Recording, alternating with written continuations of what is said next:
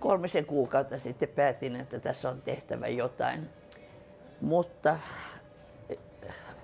olen käynyt kaikki kuntoklubit New Yorkista Los Angelesiin ja Helsingissä, ei kiinnostanut. No, sitten kun mä kuulin tästä My Hubista, niin mä ajattelin, että päätin tulla tänne ja huomasin heti, että tämä onkin mulle. Ensin tietysti ajattelin, että onkohan mä liian vanha tähän koko touhuun, että ehkä nyt on jo liian myöhäistä. Mä en saanut noita palloja alas, mä menin slalomia noiden pallojen välistä kauheita vauhtia. Mä olin ihan tuskainen, mä ajattelin, että ei tästä tule mitään. Tiedätkö?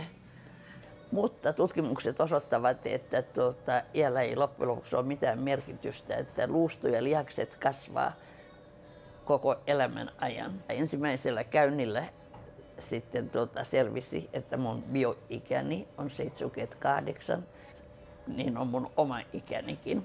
Niin sai tämän rannekkeen, aika tyylikäs muuten, käytän tätä iltaisinkin illallisilla.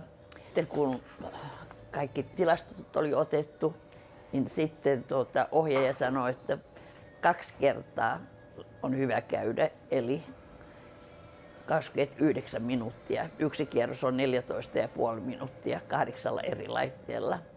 No valitettavasti mä oon kompulsiivinen luonteeltani, joten en totellut. Tulin tänne jopa 4-5 kertaa viikossa, kun olin niin innostunut. No tämä tarkoitti sitä, että bioikäni laski aika huimaa vauhtia, eli 3 kuukaudessa 63. Selkosuomella sanottuna, niin mä oon nyt nuortunut 15 vuotta aika hyvin. Mutta tavoitteena on 21 vuotta, joten matkaa on vielä.